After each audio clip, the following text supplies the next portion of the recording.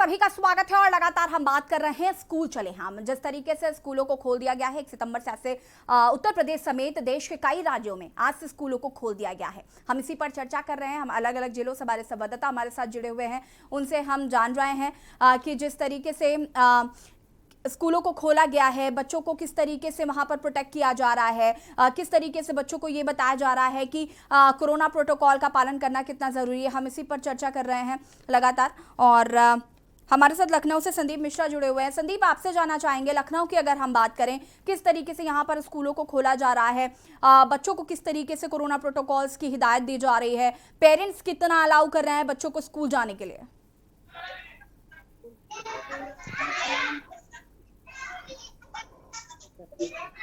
संदीप, आपकी आवाज नहीं आ पा रही है। गाइडलाइन है, उस गाइडलाइन का पालन करते हुए स्कूलों को खोला गया है और बहुत स्कूलों की ने एक अनुमति पत्र अभिभावकों से मांगा है कि अगर बच्चे को अगर आप भेजना चाहते हैं अपने विद्यालय के लिए तो एक अनुमति पत्र पर साइन कराया जा रहा है। अनुमति पत्र में अगर आपकी अनुमति मिल पा रही तो आप अपने बच्चों को भेज सकते हैं, अन्यथा अगर आप नहीं भेजना चाहते अपने बच्चों को तो आप ऑनलाइन ही पढ़ाई करा सकते हैं अपने बच्चों को। अगर बात करें तो स्कूल प्रशासन ने यह भी गाइडलाइन जारी किया है कि 50% बच्चे स्कूल पहुंचेंगे एक पाली में और सेकंड पाली जो होगी बच्चों की पढ़ाने के लिए वो सेकंड पाली 11:30 बजे के बाद की सेकंड पाली होगी। उस समय बच्चों को आप भेज सकते हैं अपने स्कूल पढ़ाने के लिए। तो 2 पालियों में बच्चों को बुलाया गया है स्कूल के लिए। और वही अगर दूरी की बात करें तो डिस्टेंसिंग मतलब एक सीट छोड़ करके दूसरी सीट पे एक बच्चा बैठता नजर आएगा। तो जो ये कोविड के जो नियम है उन गाइडलाइन का पूरी तरीके से पालन करा करके स्कूल प्रशासन आज स्कूल ने ओपन किया है और बच्चों के अंदर काफी उत्साह देखने को मिला है। अभी सुबह ही हमारी कई बच्चों से बातचीत हुई थी तो उन बच्चों का साफ कहना है कि जो हम ऑनलाइन क्लासेस कर रहे थे, ऑनलाइन क्लासेस में जो चीजें समझ नहीं आती है, जब कोई टीचर सामने आकर के पढ़ाता है तो निश्चित तौर पे अच्छा लगता है हम लोगों को पढ़ने में और चीजें अच्छे तरीके से समझ में आती हैं। तो उन ऑनलाइन क्लासेस से दूर हट करके अब फिर से पहले की तरह ऑफलाइन क्लासेस में बच्चे ज्यादा से ज्यादा पार्टिसिपेट भी कर रहे हैं। जी बिल्कुल, कहीं ना कहीं स्कूल खोलना जरूर है, लेकिन कहीं ना कहीं वाहवाह भी डरे हुए नजर आ रहे हैं। आप सभी हमारे साथ बने रहिए, आपसे और भी जानकारी लेंगे, लेकिन इसी बीच आपको देहरादून से बड़ी खबर बता देते हैं। देहरादून से बड़ी खबर, रानी पोखरी पुल टूटने के मामले पर गरमाई सियासत। देहरादून से खबर, आप आज करेगी पीडब्ल्यूडी मंत्री के आवास का घेराव। आम आदमी पार्टी आज करेगी पीडब्ल्यू मंत्री के आवास का घेराव। दोपहर 12 बजे आम आदमी पार्टी का शुरू होगा प्रदर्शन। दोपहर 12 बजे आम आदमी पार्टी का प्रदर्शन होगा शुरू। रानी पोखरी पुल टूटने के मामले पर गरमाई सियासत। आम आदमी पार्टी आज करेगी पीडब्ल्यूडी मंत्री के आवास का घेराव। दोपहर 12 बजे आम आदमी पार्टी का शुरू होगा प्रदर्शन। दोपहर 12 बजे आम आदमी पार्टी का प्रदर्शन होगा शुरू। देहरादून से आपको एक खबर बता रहे हैं, रानी पोखरी पुल टूटने के मामले पर गरमाई सियासत। आम आदमी पार्टी आज करेगी पीडब्ल्यूडी मंत्री के आवास का घेराव।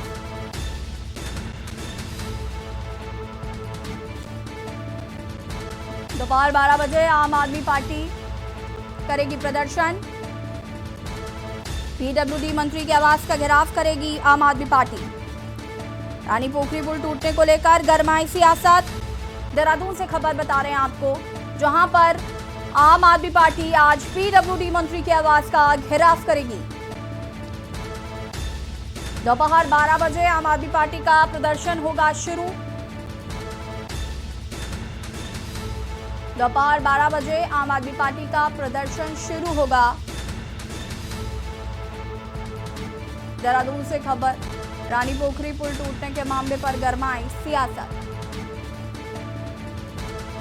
आम आदमी पार्टी आज करेगी पीडब्ल्यूडी मंत्री के आवास का घेराव।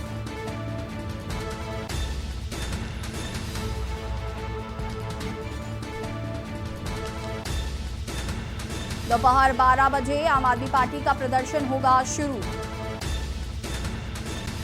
देहरादून से खबर, रानी पोखरी पुल टूटने के मामले पर गरमाई सियासत। और इसी खबर पर ज्यादा जानकारी के साथ संवाददाता अंकित काला फोन लाइन पर जुड़ चुके हैं। अंकित, क्या कुछ जानकारी इसको लेकर? रानी पोखरी पुल टूटने के बाद जिस तरीके से सियासत गरमाई हुई है और आज आम आदमी पार्टी भी प्रदर्शन कर रही है।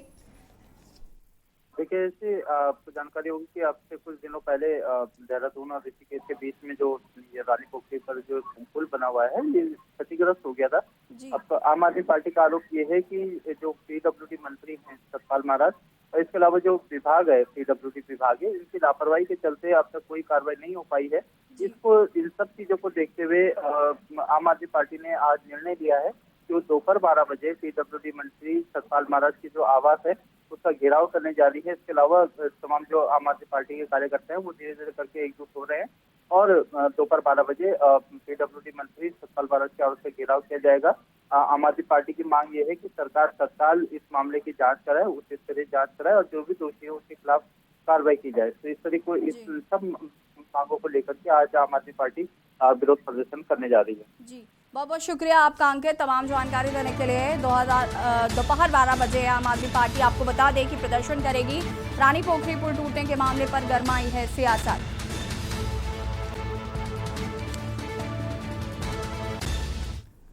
आम आदमी पार्टी कहीं ना कहीं एक्शन मोड में लगातार नजर आ रही है। जिस तरीके से वो सरकार को घेरने की कोशिश कर रही है, आज भी प्रदर्शन किया जाएगा। पीडब्ल्यूडी मंत्री के आवास का घेराव करेंगे करीब दोपहर 12 बजे के आसपास। और स्कूल चले हम की हम बात कर रहे हैं कि उत्तर प्रदेश समेत देश के कई राज्यों में आज से स्कूल खुल गए हैं। किस तरीके से स्कूलों को खोला गया है, किस तरीके से बच्चों का ख्याल रखा जा रहा है, सुरक्षा के किस तरीके से इंतजाम है, इसी पर चर्चा। फिलहाल वक्त हो गया छोटे से ब्रेक का, चल हाजिर होता है।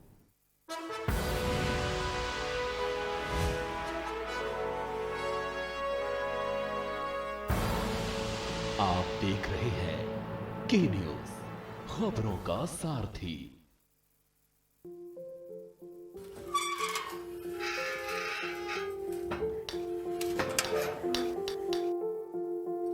अरे दीदी, अपना लल्ला तो बिल्कुल ठीक होएगा। कोई देख के कह नहीं सकता कि अपना लल्ला इतना बीमार था। हाँ बहन, जब लल्ला को बुखार भवा तब हम बहुत घबरा गए थे। एक तो बीमारी, ऊपर से इलाज का खर्च की चिंता अलग। जब हम लल्ला को सरकारी अस्पताल लेकर गए तब वहाँ डॉक्टर साहब ने बताया कि यहाँ तो इलाज मुफ्त में होता है। हाँ, लल्ला का इलाज भी खूब बढ़िया से हुआ और कोनो पैसा भी खर्च नहीं हुआ। हम तो दीदी अपनी जिंदगी में पहली बार ऐसा देखे कि सरकार ऐसा करती है। तभी तो बहन, जुग जुग जिए मोदी जी और जुग जुग जिए योगी जी।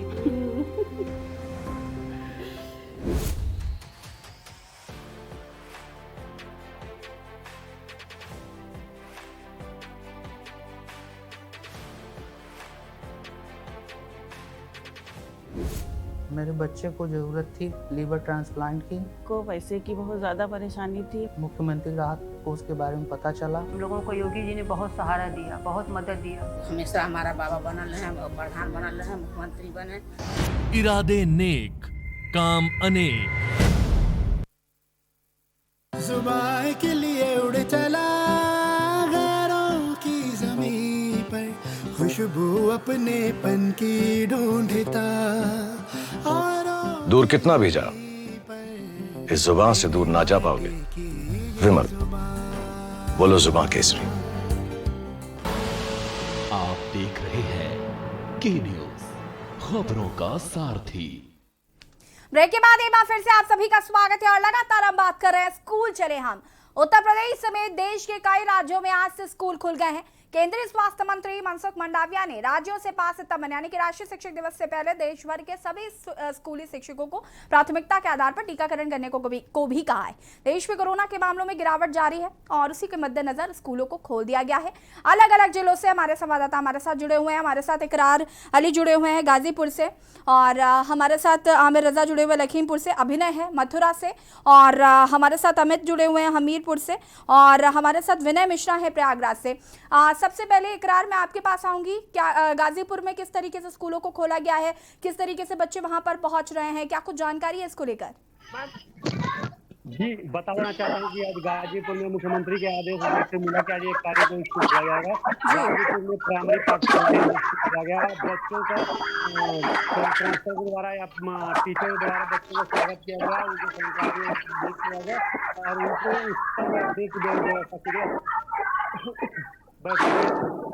साथ साथ जो 2 पाली का शासन का दिशा निर्देश है उस पालन को फॉलो कराते हुए जिनका लाइव नहीं है उनका म्यूट कराइए, बहुत आवाज आ रही है।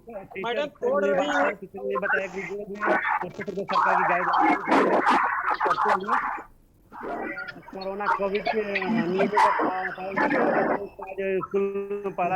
जी इकरार, बिल्कुल कहीं ना कहीं ये व्यवस्थाएं जो है वो की गई हैं। आमिर हमारे साथ जुड़े हुए लखीमपुर खीरी से। आमिर, क्या कुछ लखीमपुर खीरी में देखने को मिल रहा है? जो दावे वादे किए जा रहे हैं क्या जमीनी हकीकत पे वैसा ही नजारा देखने को मिल रहा है?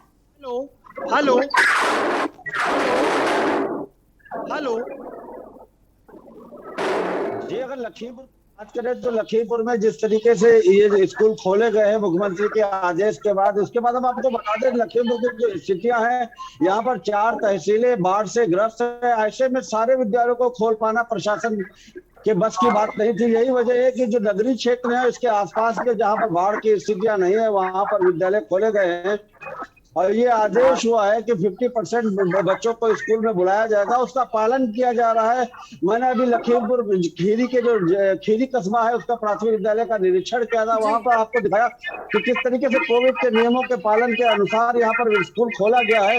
लेकिन तमाम चीजें यहाँ पर दूर की कॉपी दिखाई दे रही है, जैसे यहाँ पर बताया गया है कि अभिभावकों से अनुमति पत्र लेना है, ये सब इस तरीके की बातें यहाँ पर नहीं दिखाई दे रही है। हाँ, ये जरूर है कि यहाँ पर जो क्लास लगाए गए हैं वो पूरे नियमों के हिसाब से लगाए गए हैं, विद्यालय के अंदर मास्क लगाए गए। इसके अलावा अगर लखीमपुर की बात करें तो लखीमपुर में ही नहीं पूरे उत्तर प्रदेश के हर जिले में सबसे ज्यादा। आपसे भी जवाब लूंगी, लेकिन विनय मिश्रा हमारे साथ जुड़े हुए हैं। विनय, आपसे जानना चाहेंगे प्रयागराज की अगर हम बात करें तो क्या कुछ अपडेट्स है प्रयागराज में? किस तरीके से स्कूलों को खोला गया है? जो दावे वादे किए जा रहे हैं क्या जमीनी हकीकत पे वो देखने को मिल रहा है? विनय, आपसे सवाल है कि क्या प्रयागराज में वो तमाम जो बातें वादे किए गए हैं शैक्षिक संस्थानों द्वारा या प्रशासनिक अधिकारियों द्वारा, क्या उन्हें पूरा किया जा रहा है? किसी के कहने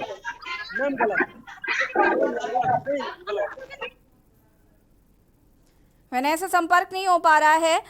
हमारे साथ अभिनव भी जुड़े हुए हैं मथुरा से।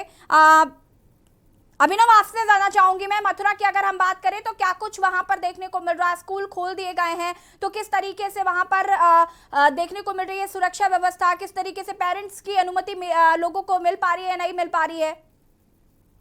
की बात करें तो मथुरा में रहस्यमयी बीमारी अपने पैर पसार चुकी है और आज से जो प्राइमरी जो विद्यालय है 1 से 5 तक के सरकार ने उनको खोलने के आदेश दे दिए हैं और स्कूलों को खोला गया है। तो ये चिंतित कर देने वाली बात है क्योंकि बीमारी लगातार पैर पसार रही है और स्कूलों का खुलना ये अपने आप में कहीं ना कहीं एक बहुत बड़ी बात है, क्योंकि लगातार बीमारी फैल रही है और ये बीमारी उन बच्चों पर, छोटे छोटे बच्चों पर असर कर रही है और ये वही छोटे छोटे बच्चे हैं जो प्राइमरी स्कूलों में पढ़ने आ रहे हैं। मगर बात की जाए स्कूलों की कोविड के नियमों की, तो कोविड के नियमों का पालन किया जा रहा है। लोगों को, जो बच्चे हैं उन बच्चों को सोशल डिस्टेंसिंग से बिठाया जा रहा है, सामाजिक दूरी बना के बिठाया जा रहा है।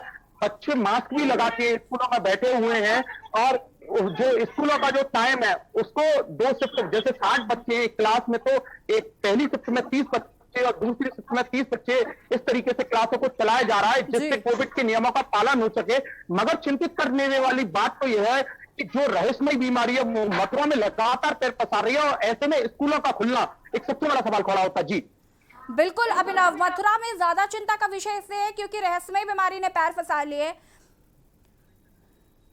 आपको बता दें कि मथुरा में बहुत ज़्यादा बच्चों की तबीयत खराब हो रही है, बहुत सारे बच्चों की मौत भी हो चुकी है, मौतों का आंकड़ा जो है वो बढ़ रहा है। कहीं ना कहीं ये चिंता का विषय मथुरा में, हालांकि अभी तक ये नहीं पता चल पाया कि आखिर इन बच्चों की मौत हो क्यों रही है। मथुरा में हाल वैसे काफ़ी बेहाल है, वहाँ पर भी स्कूल खुल गए हैं। ऐसे में बड़ा सवाल उठता है कि मथुरा में अगर इस तरीके की स्थिति है तो स्कूलों को खोलना ही नहीं चाहिए था, क्योंकि बच्चों की जान से ज़्यादा ज़रूरी स्कूल नहीं है। लेकिन मथुरा में भी स्कूल खुले हैं, हालांकि अभिभावक डरे डरे हुए हैं, तो अभिभावक जरूर अपने बच्चों को स्कूल नहीं भेज रहे हैं। स्कूल खुले जरूर है लेकिन बहुत ही कम संख्या में बच्चे पहुंच रहे हैं।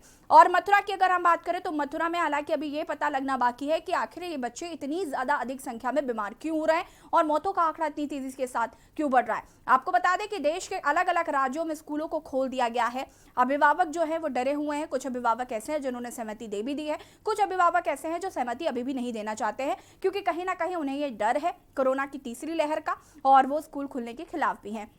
दो गुट नजर आ रहे हैं। पहले गुट की अगर हम बात करें तो पेरेंट्स जो हैं वो अपने बच्चों को भेज रहे हैं। दूसरी तरफ अगर हम बात करें अभिभावकों की, तो कुछ अभिभावक ऐसे हैं जो अपने बच्चों को स्कूल नहीं भेजना चाहते और वो स्कूल खुलने के खिलाफ हैं। लेकिन अगर हम स्कूलों में पहुंच रहे बच्चों की बात करें तो उनमें खासा उत्साह देखने को मिल रहा है, क्योंकि उनका कहना है कि ऑनलाइन जो पढ़ाई होती थी तो इतना ज़्यादा चीज़ें क्लियर नहीं हो पाती थी, कॉन्सेप्ट क्लियर नहीं हो पाते थे, लेकिन जब से स्कूल खुलेंगे तो कहीं ना कहीं जो डाउट हैं, जो चीज़ें हैं वो क्लियर हो सकेंगी और बच्चों का जो भविष्य है वो उज्जवल हो सकेगा। और इसी को ध्यान में रखते हुए शायद स्कूलों को खोला भी गया है, क्योंकि पढ़ाई का बहुत ज़्यादा बच्चों को नुकसान हो रहा था। आपको लगातार हम अपडेट्स दे रहे हैं अलग अलग जिलों में कि किस तरीके से व्यवस्थाएं की गई हैं, क्योंकि छोटे छोटे बच्चे हैं उनको ये समझा पाना कि कोरोना प्रोटोकॉल कितना ज़रूरी है।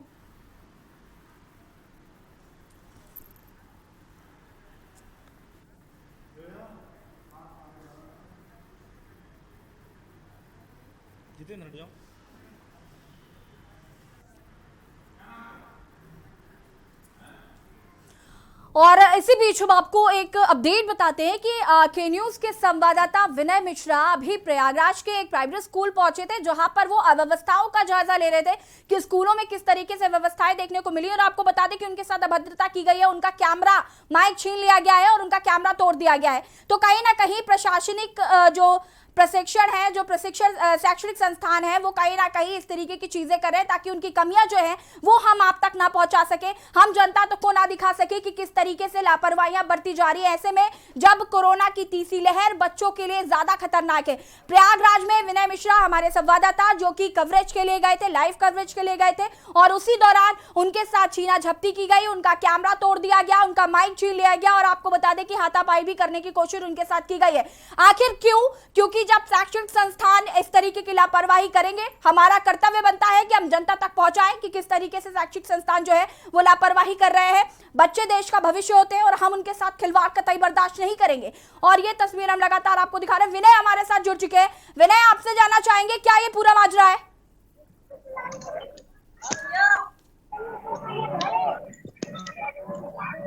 विनय जी, आप क्या हमें सुन पा रहे हैं? जी मैम, जो है मैं यहाँ पे जो है आप मेरा लाइव था, आज प्रोग्राम था, मैं अंदर आया कि इन्होंने जो है मैम यहाँ पे विनय, मैं चाहूंगी सबसे पहले तो आप इस स्कूल का नाम बताइए। इस स्कूल का नाम क्या है जहाँ पर आपके साथ छीना झपटी की गई है?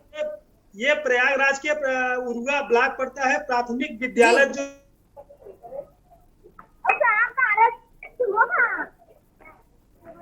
विनय, आपकी आवाज नहीं आ रही है हम तक। आप अंदर क्यों आए के कहने से आए जी, आप क्यों मेरा माइक तोड़ दिया और मेरा जो है लीड कान का और मेरा स्टैंड जो उठा के फेंक दिया कंपाउंड के बाहर। जी विनय, आखिर ऐसा क्यों किया? स्कूल प्रबंधक ने ऐसा आखिर क्यों किया? ये माजरा मैम, इन्होंने कहा कि अभी यहाँ पे जो है कि कुछ चीजें आप दिखाएंगे तो ये होगा, आप क्यों दिखा रहे हैं, इस तरीके से वो चिल्ला रही थी कि आप जो है यहाँ पे आए हैं हमारी कमियां दिखाने, इस तरीके से कह रही थी। विनय, मैं यहाँ पर आपसे ये भी जानना चाहूंगी, क्या व्यवस्थाएं जो हैं वो स्कूल में देखने को मिल रही थी जिसे प्रशासन छुपाने की कोशिश कर रहा है? शैक्षणिक संस्थान जो है वो क्या छुपाने की कोशिश कर रहे हैं? किस तरीके की व्यवस्थाएं आपने देखी यहाँ पर? जी मैम, एक प्रत्यक्षदर्शी है, हमारे बंधु हैं, ये आपको बताएंगे कि क्या हुआ था। थोड़ा सा एक मिनट, ठीक है जी। ये जो है आपको हम दिखा रहे हैं कि हमारे प्रत्यक्षदर्शी हैं, कि आप बताइए कि हमारे साथ घटना हुआ था, ये बताइए, थोड़ा तेजी से बताइए। ये हुआ था, मेरे साथ बदसलूकी हुई मैडम द्वारा, मेरा कैमरा तोड़ा गया। क्या नाम है आपका?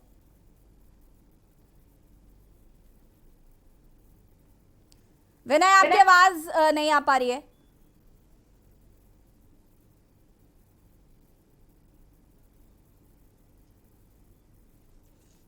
विनय, आपकी आवाज नहीं आ रही है हम तक।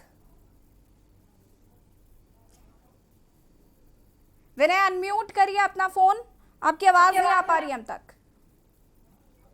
जी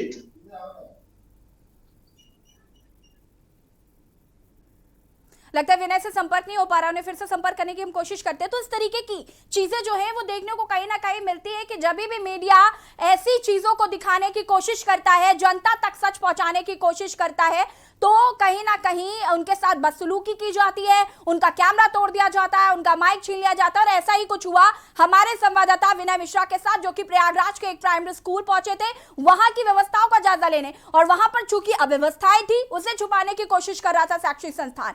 विनय, आपसे जानना चाहूंगी मैं, क्या कुछ अव्यवस्थाएं आपको उस स्कूल में देखने को मिली है जिसको छुपाने की कोशिश शैक्षिक संस्थान लगातार कर रहा है? जी कमरे के अंदर बच्चे अभी न सैनिटाइजर की व्यवस्था है, न मास्क की व्यवस्था है, ना ही यहाँ पे फर्श जो है, बच्चों को खेलने का जो मैदान है ऊपर खापड़ है, एकदम गंदगी पूरी व्याप्त है पूरे फील्ड में।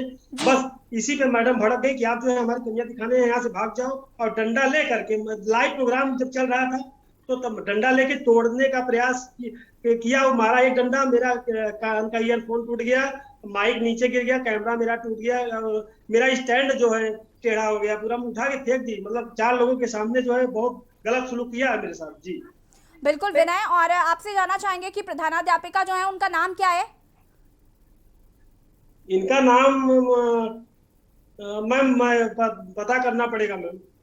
जी बिल्कुल, कोई बात नहीं विनय, लेकिन कहीं ना कहीं ये जो बदसलूकी की गई है ये काफी शर्मनाक है, क्योंकि हम जनता के सेवक हैं और हम जनता को सच्चाई से रूबरू कराना चाहते हैं।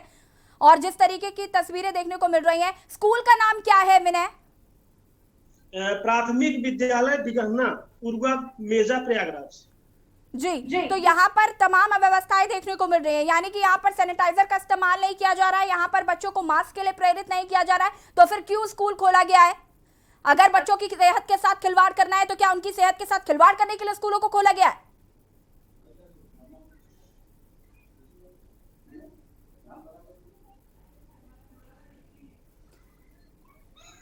जी विनय, आपको आवाज आ रही है? जी बिल्कुल, मैं यहाँ पर ये सवाल कर रही हूँ कि अगर कवरेज की जाती है, अगर हम जनता को सच्चाई दिखाना चाहते हैं, तो आखिर दिक्कत क्या है शैक्षिक संस्थानों को? आखिर क्यों नहीं मास्क सैनिटाइजर का इस्तेमाल कर रहे हैं, प्रोटोकॉल्स का पालन क्यों नहीं कर रहे हैं? क्या बच्चों की सेहत के साथ खिलवाड़ करने के लिए स्कूलों को खोला गया है? और शायद यही वजह है कि अभिभावक अभी भी डरे हुए हैं, वो अपने बच्चों को स्कूल नहीं भेजना चाहते हैं।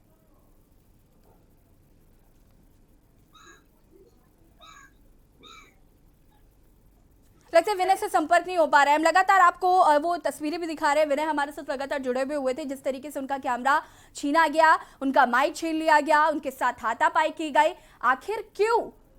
देश के चौथे स्तंभ के साथ इस तरीके का दुर्व्यवहार क्यों? अपने आप ही बड़ा सवाल है। हमारा कर्तव्य बनता है कि हम जनता को सच्चाई दिखा सके।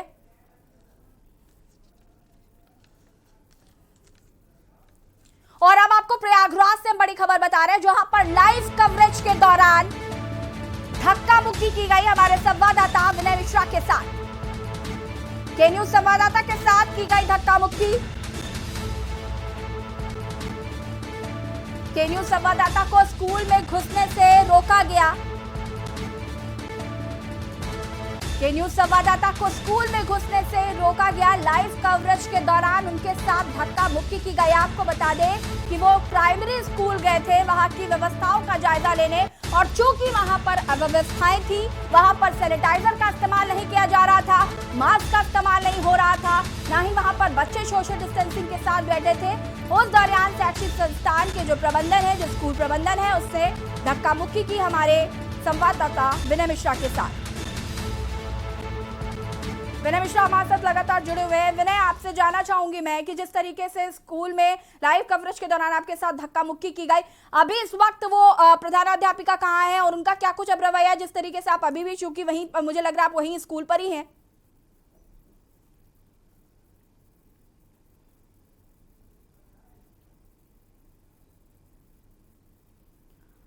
विनय से संपर्क नहीं हो पा रहा है। आपको बता दें कि चूंकि उनका मोबाइल फोन जो है वो भी तोड़ दिया गया था, उनका जो ट्राइपॉड था उसे तोड़ दिया गया, उनकी जो माइक लीड थी उसे तोड़ दिया गया।